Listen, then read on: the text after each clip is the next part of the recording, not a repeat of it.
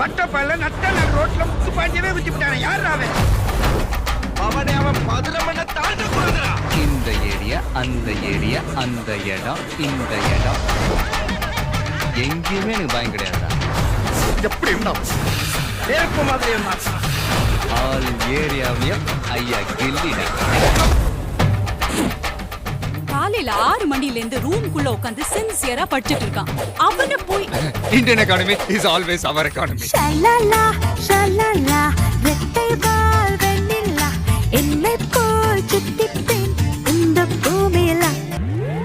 நீங்க படி படிங்கறீங்க, அவன் கபடி கபடின்னு சொல்லிட்டு திரியறான். ஏமா எப்பவுமே போனா ஒரு கேள்விக்குறியாவே இருக்கா? ஹாய் சலோ